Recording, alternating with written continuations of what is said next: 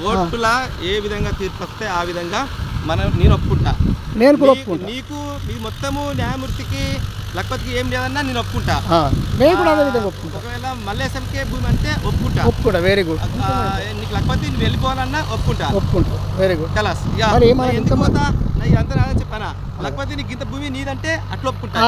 Court ఏదన్నా చెప్పని దానికి ఒప్పుకుంటా. నీకు గుంటనే లక్పతి అన్నా ఒప్పుకుంటా. నీకేం లేదన్నా ఒప్పుకుంటా. కానీ కోర్టు చెప్పేదాకా ఓలే ఆడుకుంటే మనట్టు అది అనేది ఆడు కూడా అన్నాడు కోర్టు ఏది చెప్తుంది దానికి ఫాలో అవుదాం. కానీ ఇప్పుడు కాదు, ఇద్దరం అంటున్నాం. అయిపోయి మరి వాళ్ళు ఎందుకురా? మరి మా ఇద్దరిని ఎవడో దుర్మార్గుడు ఖరాబ్ చేయాలని చూస్తే ఇక అందరూ మాట్లాడేది కదే. మరి మరి మంచిగా ఉన్నది ఇంకేందిరా? ఇప్పుడు అది ఆనికి అర్థం కావాలి. ఇప్పుడు అర్థమైపోయింది.